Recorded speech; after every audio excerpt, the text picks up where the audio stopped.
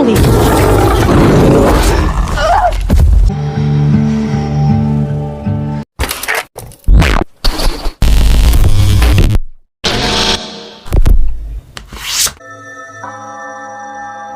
Film dibuka dengan diperlihatkan seorang wanita yang sedang diinterogasi di sebuah ruangan tertutup. Wanita ini bernama Profesor Lena, keahliannya di bidang biologi. Terlihat pria yang sedang menginterogasinya menggunakan pakaian pelindung diri. Tampaknya Nona Lena sudah terpapar sesuatu yang berbahaya. Pria itu menanyakan tentang orang-orang yang sebelumnya ikut dengannya. Nona Lena hanya menjawab semuanya sudah tewas. Lalu pria itu menanyakan apa yang sudah diketahui oleh Nona Lena. Sebelum Nona Lena menjawab pertanyaan itu, scene pun berpindah. Diperlihatkan sebuah benda asing jatuh ke bumi, dan tepat terjatuh di sebuah mercusuar.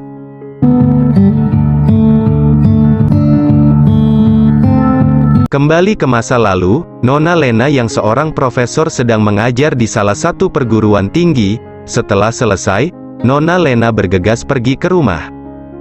Sesampainya di rumah, Nona Lena sedang melihat foto suaminya yang berada di kalung liontinnya sambil menangis. Dia juga membayangkan hubungan romantisnya di masa lalu. Saat Nona Lena sedang mengecat salah satu kamar rumahnya, tiba-tiba muncul suami Nona Lena. Seketika Nona Lena kaget dan tidak percaya. Dia pun lekas memeluk suaminya itu. Suaminya bernama Tuan Ken. Dia adalah seorang prajurit angkatan darat. Ternyata Nona Lena dan Tuan Ken sudah hilang kontak dan tanpa kabar selama 1 tahun. Terlihat saat kedatangan Tuan Ken tidak ada yang aneh, hanya saja sikapnya terlalu dingin. Nona Lena lekas memberinya sebuah minum, tapi setelah Tuan Ken meminumnya, hal janggal baru diketahui. Tuan Ken langsung merasa kesakitan. Nona Lena yang panik langsung akan membawa suaminya itu ke rumah sakit. Tapi saat di perjalanan, tiba-tiba sekelompok pasukan khusus menghadang mobil ambulan yang sedang membawa Tuan Ken. Pasukan itu pun langsung menangkap Nona Lena dan membiusnya, sedangkan suaminya segera diamankan.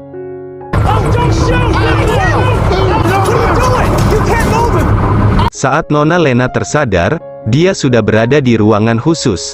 Lalu datanglah seorang wanita yang bernama Dr. Fitres.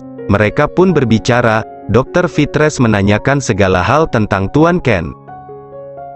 Ternyata, Nona Lena dibawa ke pangkalan rahasia yang sedang menyelidiki fenomena dimensi lain yang disebut Simer.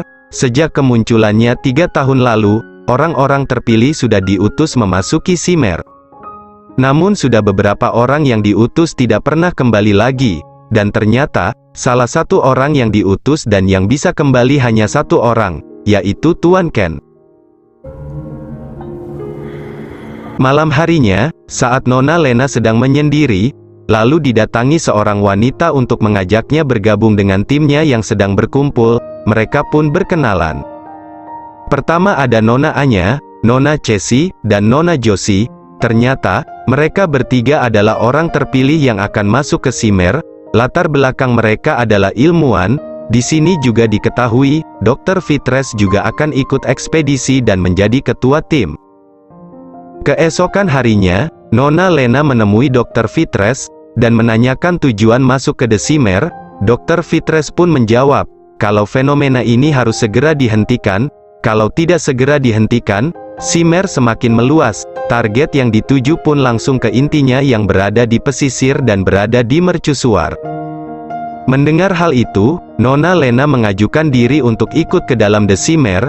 Dr. Fitres yang mengetahui Nona Lena yang sebelum menjadi profesor adalah seorang tentara, dengan senang hati mengizinkannya. Singkat cerita, mereka berlima akhirnya berangkat dan memasuki The Simer.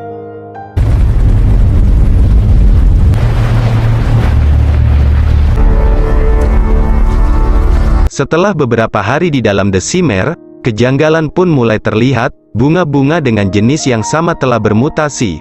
Lalu tidak berselang lama, tiba-tiba ransel Nona Josie ditarik sesuatu.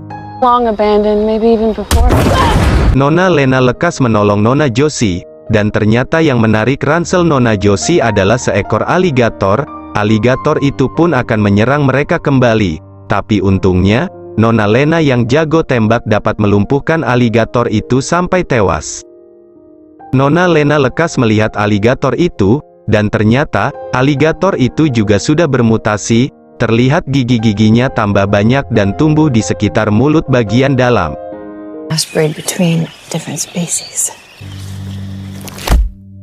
Sebelum larut malam, tim akhirnya melanjutkan perjalanannya, dan tibalah di bekas markas tentara. Mereka semua memasuki gedung itu, lalu Dr. Fitres menemukan sebuah memory card yang berada di meja. Nona Josie dengan handicamnya mencoba melihat isi di dalam memori itu, dan ternyata, di dalam video itu ada orang yang sekarat, di dalam perutnya berisi cacing raksasa. Di situ juga ada Tuan Ken yang telah membedah perut temannya itu. Melihat video itu, Nona Lena hanya bisa terdiam, dan masih merahasiakannya ke Nona Anya, Cassie dan Josie, kalau orang yang telah membedah itu adalah suaminya. Dr. Fitres pun memutuskan untuk bermalam di tempat ini, dan malam pun tiba. Nona Lena terbangun dari tidurnya, lalu saat melihat keluar, di kejauhan terlihat Dr. Fitres masih terbangun. Nona Lena pun menghampirinya. Tidak berselang lama, Nona Cassie terbangun dan ikut menghampiri ke tempat Dr. Fitres. Lalu tiba-tiba sesuatu datang dan merobek pagar besi. Mendengar keributan, Nona Josie dan Nona Anya ikut terbangun dan segera menyusul Nona Lena. Lalu seekor binatang buas tiba-tiba muncul dan menerkam Nona Cassie dan membawanya ke dalam hutan. Melihat hal itu, anggota lain hanya bisa pasrah, tidak bisa berbuat hal lain. Keesokan harinya, Nona Anya dan Nona Josie mulai panik setelah kehilangan Nona Cassie. Dia meminta kembali dan jangan melanjutkan perjalanannya. Mendengar hal itu, Dr. Fitres memutuskan akan pergi sendiri. Dia pun segera pergi. Lalu Nona Lena menenangkan suasana. Dia menjelaskan, apabila kembali, jarak yang ditempuh sekitar 6 hari. Sedangkan jarak menuju mercusuar hanya 2 hari, dan akhirnya Nona Anya pun luluh dan akan mengikutinya. Mereka semua pun segera menyusul Dr. Fitres. Singkat cerita, mereka tiba di sebuah komplek perumahan. Di salah satu tempat, terlihat ada sebuah tumbuhan yang sudah bermutasi dan bisa menirukan bentuk tubuh manusia. And the plants have human body plan. Setelahnya, mereka segera memasuki rumah. Dr. Fitres memutuskan untuk bermalam di rumah tersebut. Lalu saat Nona Anya sedang duduk dan melihat tangannya, dia sadar kalau di dalam tubuhnya sudah dimasuki makhluk lain. Malam harinya, saat Nona Anya terbangun, pikirannya sudah tidak fokus dan gelisah. Dia memutuskan untuk menyekap anggota lainnya. Di sini juga rahasia Nona Lena terbongkar. Nona Anya mengetahui kalau Tuan Ken adalah suami Nona Lena dari kalung liontinnya. Saat Nona Anya hendak menembak Nona Lena, tiba-tiba terdengar suara Nona Cassie yang sedang meminta tolong. Seketika Nona Anya pergi menghampiri sumber suara. Tapi ternyata, suara itu bukan dari Nona Cassie melainkan hewan buas yang menyerangnya. Setelah melukai Nona Anya, hewan itu menghampiri anggota lain. Ternyata, hewan itu adalah beruang yang sudah bermutasi.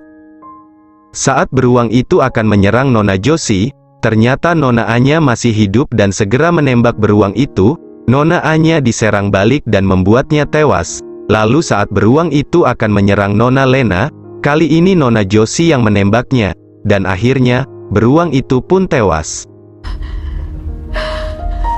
Keesokan harinya, anggota yang tersisa akan melanjutkan perjalanannya. Dr. Fitres lebih dulu jalan sendiri, sedangkan Nona Lena dan Nona Josie berbicara sebentar, dan akhirnya, Nona Josie memutuskan tidak akan melanjutkan perjalanannya. Dia juga sudah tahu kalau di dalam tubuhnya tumbuh makhluk lain. Dia pun segera pergi meninggalkan Nona Lena. Mengetahui hal itu, Nona Lena tidak bisa berbuat banyak. Dia pun lebih memilih melanjutkan perjalanannya.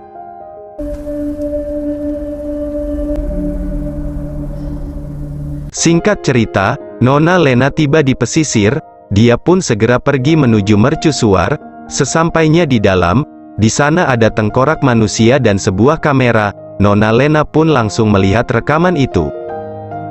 Ternyata, rekaman itu adalah rekaman Tuan Ken yang telah putus asa dan memilih mengakhiri hidupnya sendiri. Setelah kematiannya, tiba-tiba muncul lagi Tuan Ken. Melihat hal itu Nona Lena terkejut dan tidak percaya.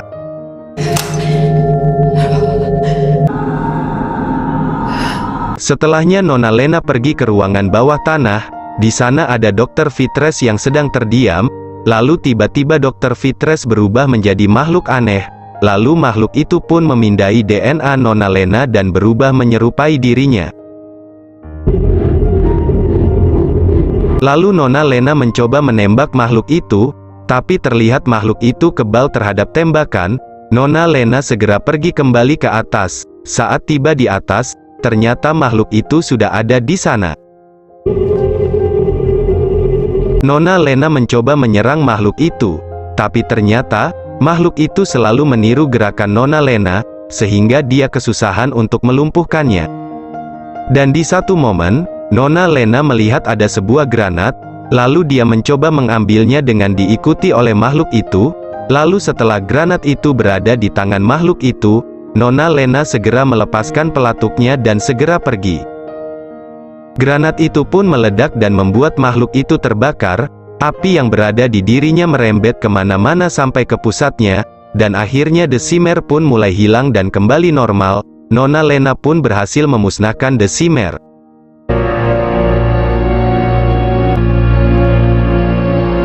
Kembali ke saat ini, Nona Lena akhirnya menemui orang yang mirip dengan suaminya. Terlihat dia sudah sembuh setelah Deceimer hancur. Nona Lena pun menanyakan kalau dia bukan Tuan Ken. Orang itu pun mengakuinya, tapi dia tahu tentang Nona Lena. Mereka pun berpelukan, dan akhirnya, film pun selesai.